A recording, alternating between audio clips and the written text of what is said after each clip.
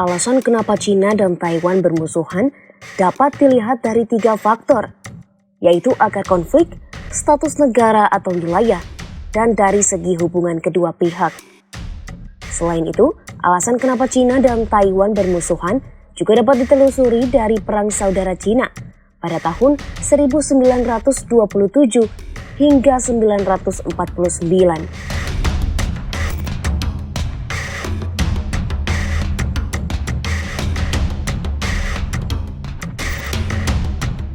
Setelah Perang Dunia II, Jepang yang sempat memerintah di Taiwan menyerah dan melepaskan kendali atas wilayah yang telah diambilnya dari Cina sebelumnya. Pada beberapa tahun berikutnya, Perang Saudara Cina pecah dan pasukan Chiang Kai-shek saat itu dikalahkan oleh tentara komunis Mao Zedong. Kelompok yang tersisa melarikan diri ke Taiwan pada 1949. Mereka yang disebut orang Cina daratan mendominasi politik Taiwan selama bertahun-tahun, meskipun hanya mencakup 14% dari populasi. Setelah 25 tahun, Chiang Kai-shek memerintah, putranya Chiang Ching-kong berkuasa dengan mengizinkan lebih banyak demokratisasi. Kemudian Presiden Lee Teng-hui memimpin perubahan konstitusi dan membuka pemilihan presiden non-KMT pertama pada tahun 2000. Namun, China sendiri tak menyukai Lee Teng-hui karena ia sering mendeklarasi Taiwan sebagai negara merdeka.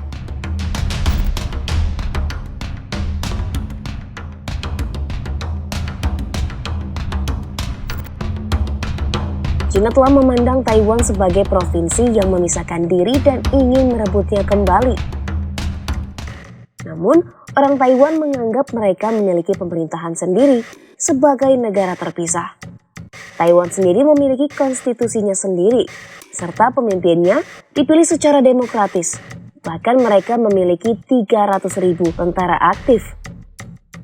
Sebelumnya, Taiwan sempat menduduki kursi Cina di Dewan Keamanan PBB dan diakui banyak negara barat sebagai satu-satunya pemerintahan Cina. Namun, hal tersebut tak berlangsung lama. Pada 1971, PBB mengalihkan pengakuan diplomatik ke Beijing dan pemerintahan Taiwan dipaksa keluar. Pada 1978, China mulai membuka perekonomiannya kepada dunia. Mulai saat itu, jumlah negara yang mengakui Taiwan secara diplomatis turun menjadi 15 negara. Sekarang, meskipun memiliki semua syarat negara merdeka dan sistem politik yang berbeda dari China, status hukum Taiwan tetap tidak jelas.